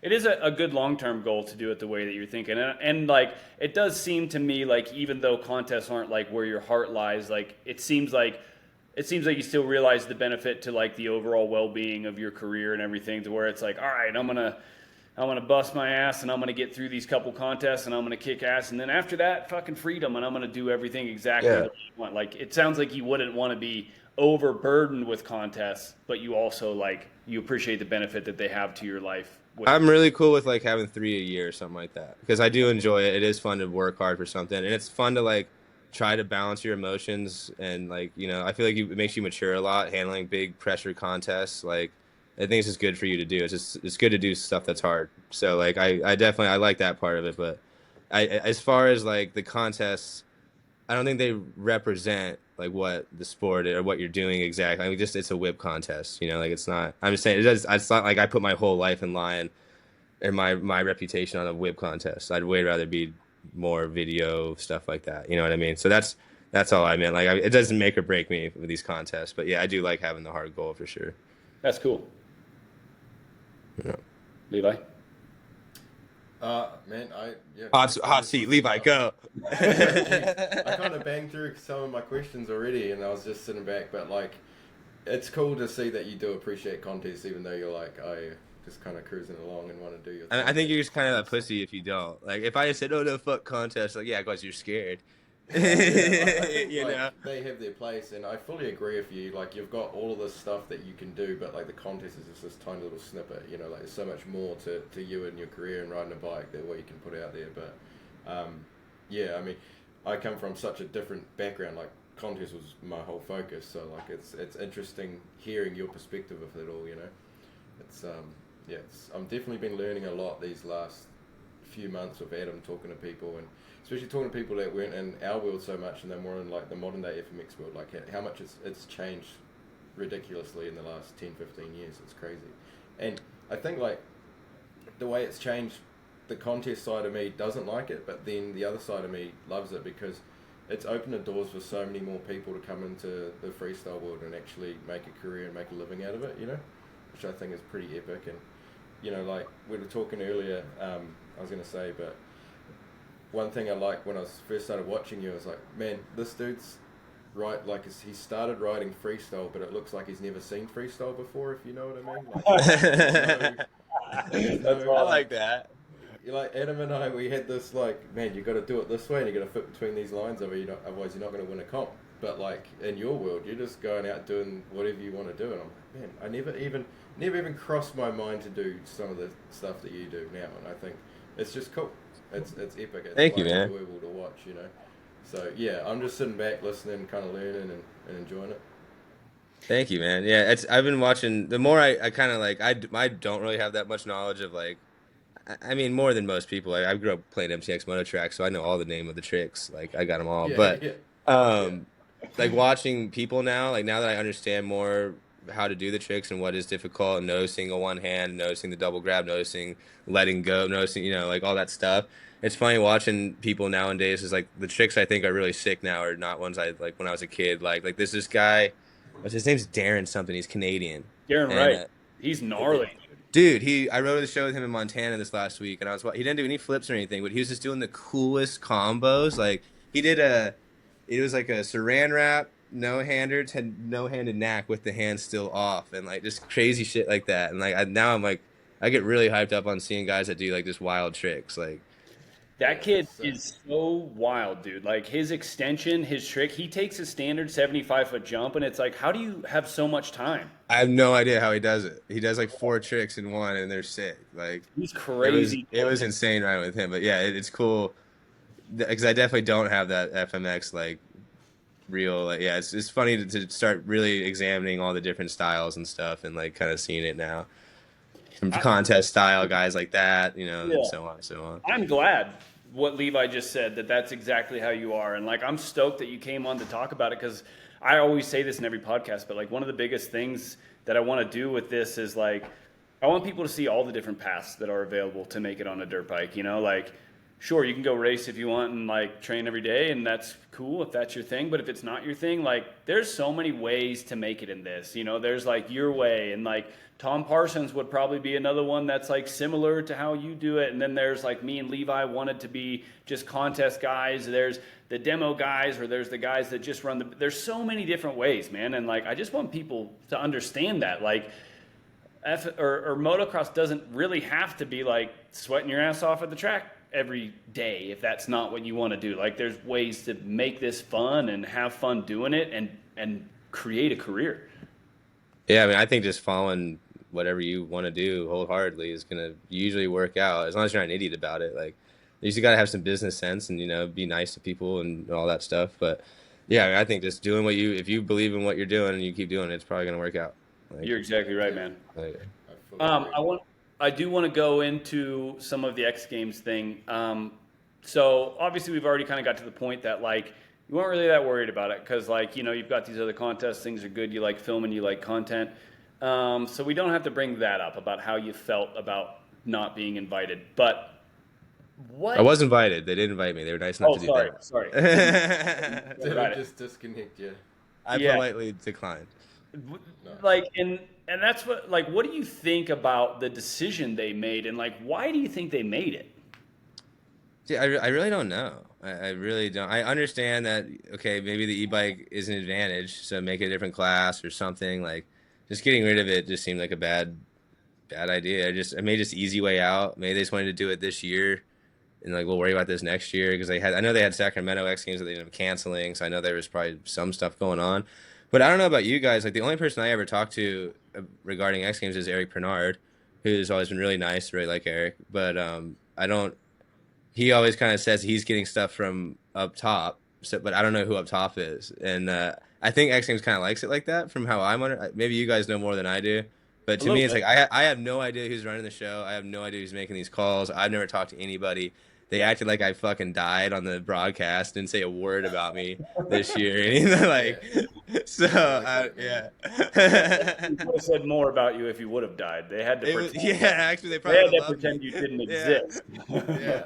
Yeah, But it was like, and I also the do. whole, I saw a couple different parts of it. It was like all history, history, history, moto, nothing. Just right now, here you go. Nothing happened last year. There was no other contest ever. This is the Yeah, first moto whip contest.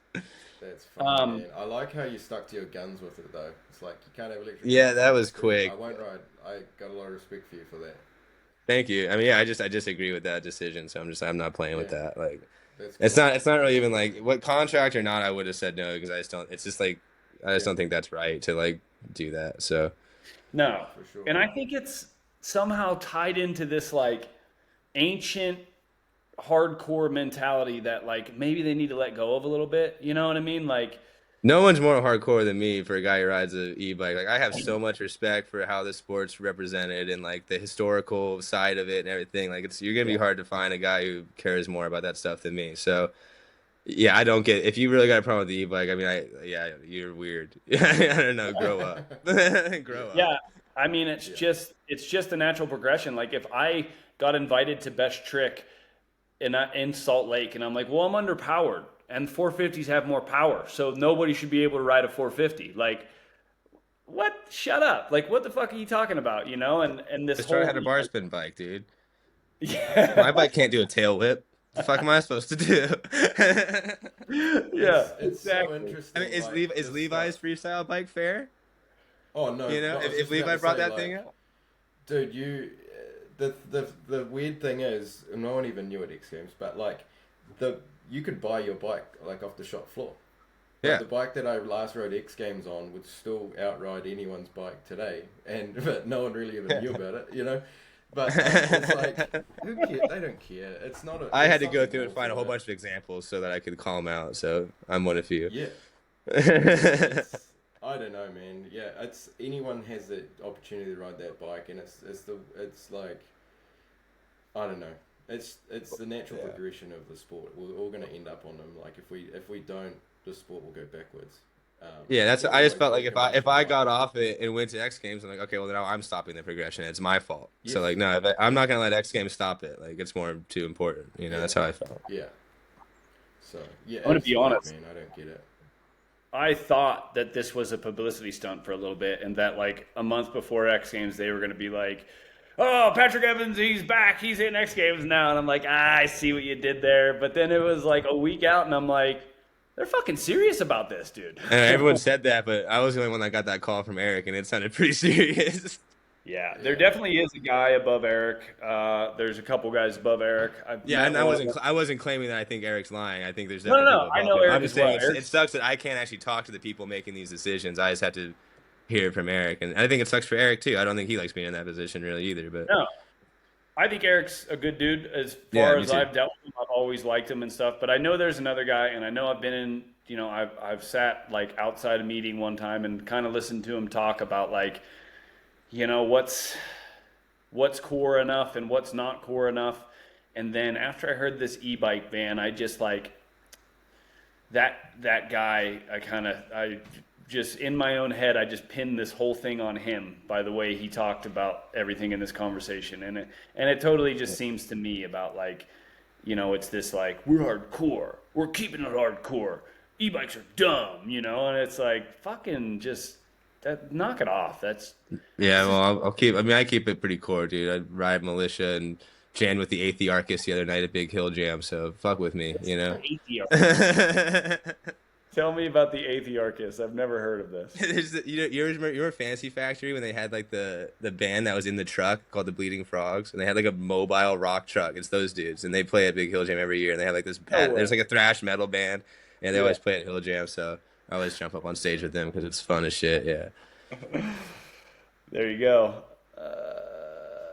So, what do you think then, after everything we just kind of said about X Games and taking my own, you know, totally made up idea in my head about like they're trying too hard to keep it core and sacrificing the sport because of that? Like, what do you think the future of X Games is going to be? Sure. Sure. What? I don't. Is there a future? I don't Oh, that's know. funny. I don't That's know. funny. I don't know. I'll be curious if they got the new league coming out. I mean, maybe it'll just be more skateboard BMX. It seems to be doing great for that. Like Moto's just, I think it's a weird. Moto's in a weird spot. Freestyle industry's in a really weird spot. Free riding has reached. Everything's kind of in a weird spot. It's not really being translated that great to the public. And like, yeah, so I don't. Maybe Moto doesn't really belong in the X Games. Maybe we need to go do something else. You know, I don't know. Mm, yeah, maybe. We're really struggling. We can't make courses, and we're always second to the BMX course and stuff. Like maybe we just do something else then. Like X Games doesn't have to. Yeah. To me, and I mean, I grew up with X Games having all the lore that it had. Obviously, every video game that's the final round, blah blah blah. Like, but like it doesn't have to rule our lives. Like it's just one event. Is that really the make or break for this sport? And is that really representing like what's going on? No. Yeah. Yeah, 100%. nowadays it doesn't really make a lot for many guys other than maybe the top guy or two. So I guess I feel the worry is just kind of what you said. It's been like the final boss for so long. And like you imagine like everything's going to fall apart if it disappears. But it's like, first No, of it's all, not. The world will keep going. yeah, what's everything right now, anyways? And second of all, like it's really only supporting like two or three guys. Like my biggest thing, the only reason I would want it to really stay around or like reshape itself or have some sort of resurgence is just to keep eyes on action sports, you know?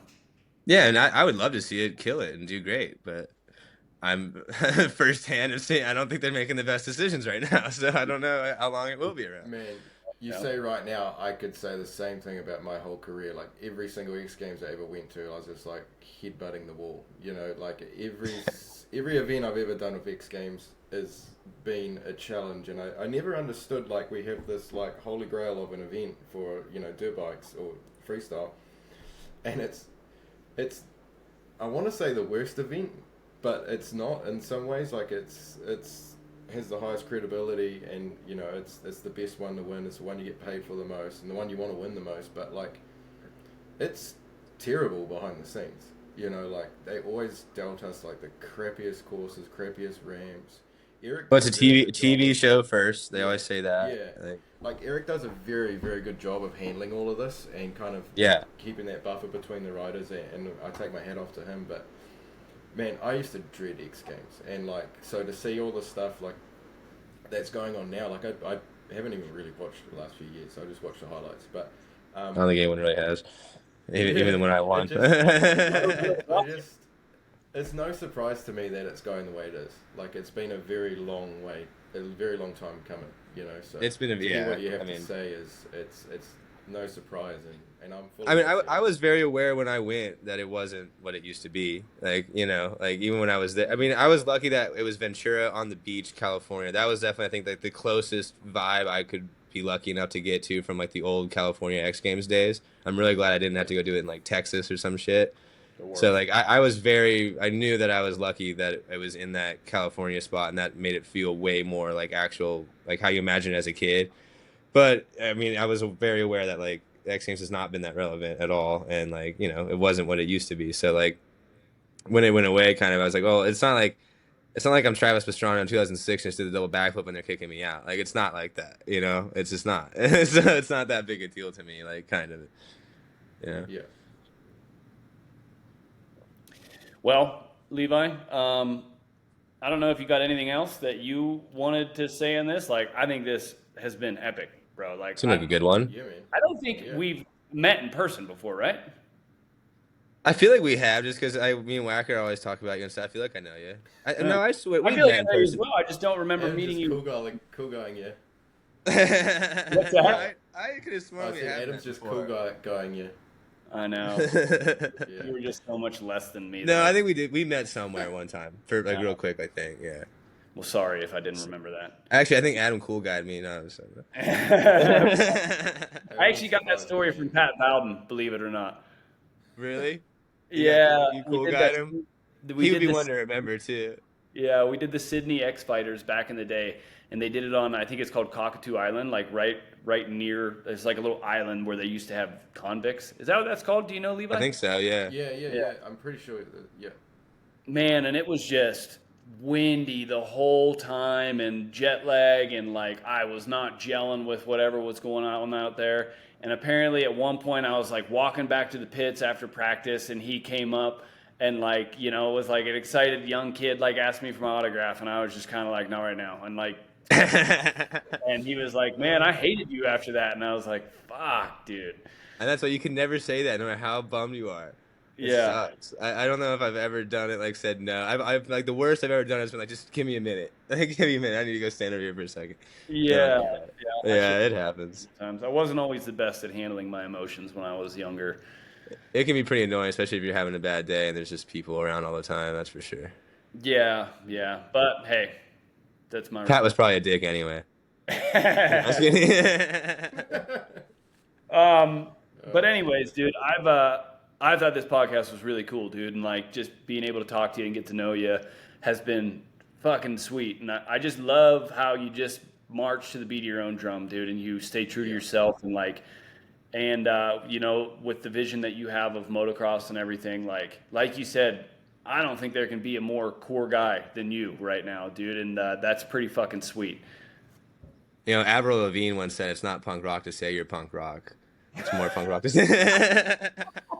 No, thank you guys for having me, man. Obviously, I'm big fans of both of you guys and grew up watching you, so I'm stoked to be on the app and everything. And yeah, I appreciate it, guys. We got one more question though. Thanks for coming on. Go on.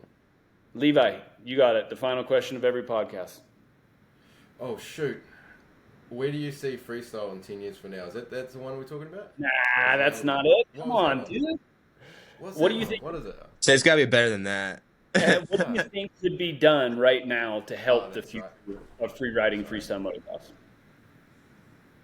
motocross? More people just doing their own thing. Good. Good. I like it. Yeah. I like it. Nice. Less chasing other people and trying to copy stuff. Just everyone do their own thing, and it'll be sick. Yeah, man. And everyone will have their own style, and everyone will find their own path. Yeah, everyone was different, just doing their own shit. Yeah, maybe that's it.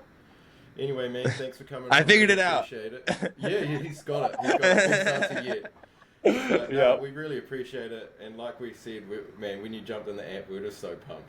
Like that was That's so awesome. Cool. Thank you, Have guys. someone like you in there and being a part of the community and chipping in is pretty epic, and pretty excited to see what you've got for us in the future.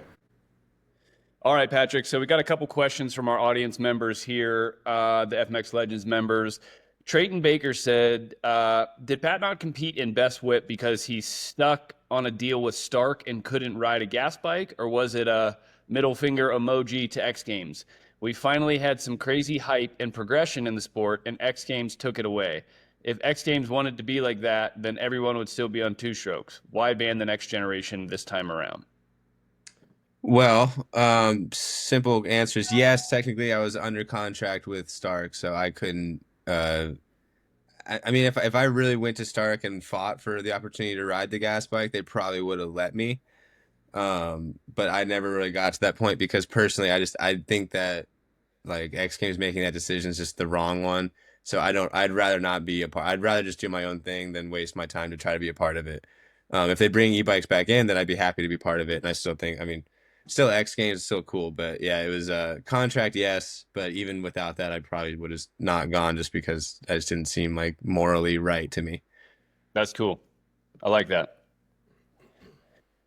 You got the list in front of you, Levi? You want to do the next one?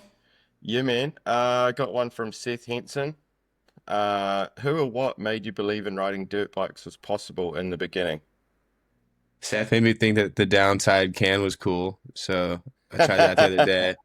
But I'm not. I was hoping I could get it real sick and drop like a real sick one in the chat and kind of just like flex, but I haven't really gotten a good one. So like, you know, Oh, no. Seth's got that on me. What was the question again? Oh, he just said, sorry.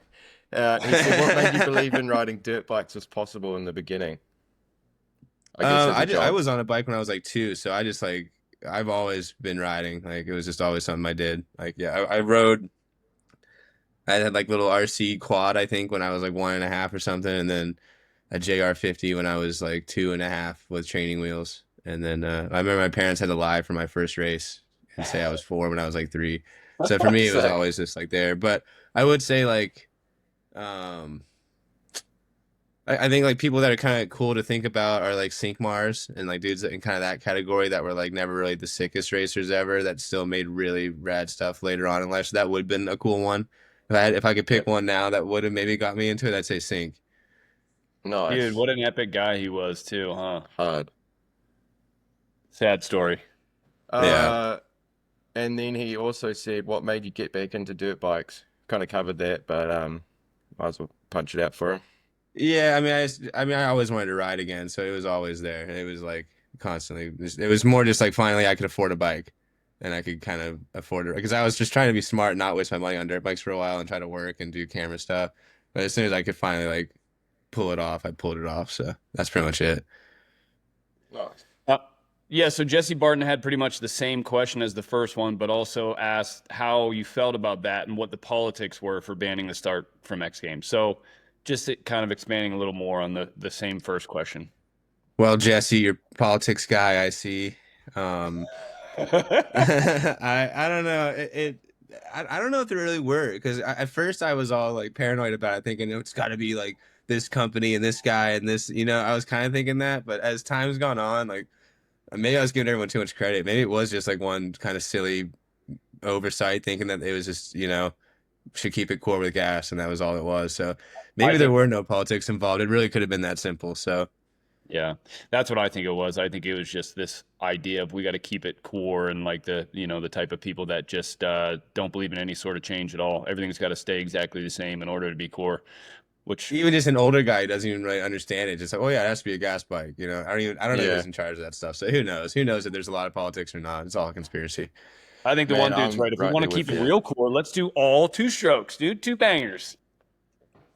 If we wanted to really keep it core, there's other stuff we could be doing. So All right, last question. This guy's a real D-bag, but it was me. How do we keep moto metal or punk rock? Either one's fine I with thought it me. was gonna be Whacker, and I thought because I know Whacker's on FMX Legends now. Didn't he sign Yeah. up? He did Did you see sign up, that? but he hasn't Yeah. he hasn't done anything yet. I almost went on there to like I was trying to think of what to stir the pot with on the general chat. I just wanted to think of something stupid to throw in there, and I was gonna throw Whacker under the bus somehow. I haven't thought of my way yet, but I'll Do it. drop something stupid there soon. But hey, it's But I kind don't of know. a We serious. kind of talked about it in the podcast. As far as keeping it more core, I would like to see freestyle courses, more dirt jumps, less Yeah. airbags for sure. Yeah. When I was a kid, moto was very like metal in general. Like it was very rock oriented. You know what I mean? And like, do you think that's? I think that's just changed with like the culture of the world and everybody. But like, I miss those days, man. Like I miss like just rock music everywhere, and that's what everybody listened to. And like, it doesn't seem like that anymore. I mean, yeah, I like punk music like through and through. That's like I prefer like my free time's like looking at punk stuff and music, playing guitar, bands, vinyl, like all that nerdy shit. So I'm like super. I just like the lifestyle of punk rock, and I like moto's obviously what I do. So to me, that I mean, it's just like it's perfect. But I mean, I was kind of was born into that, so I think I was bred to basically be like that. Same. But yeah, definitely, I see kids now. They definitely don't have the same like even just slightly younger than me, not much, like Drew Hertzler and stuff, like a 20, 24, 25, they definitely don't have the same like appreciation for like the old movies and all that stuff. Like it definitely skipped like that. It was about 2 years after me, I'd say, yeah, you're kind of not, you don't have the same like yeah, punk music was not big when they were a kid, nor was rock. Like rock was no longer the most popular genre like after like 2006, Yeah. I think, or something. Rap took it over. So like those kids just grew up in a world of rap. So I guess If that's the only difference there. if they made Krusty 754 right now, what songs do you think would be on the soundtrack?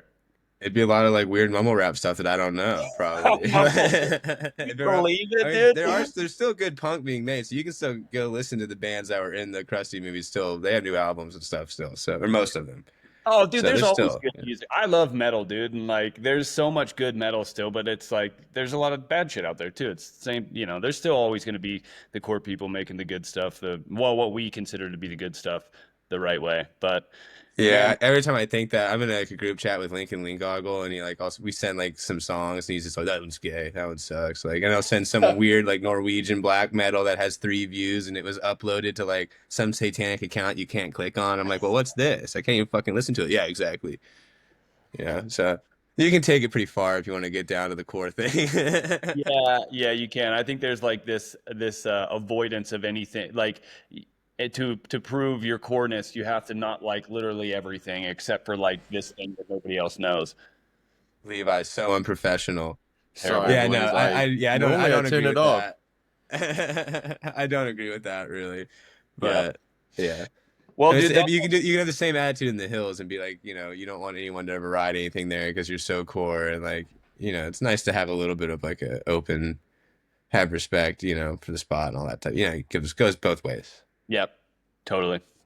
Well, man, that's all our audience questions. That's all our legends questions for now. So thanks for doing that for the guys, and we appreciate the podcast, dude. We had a blast.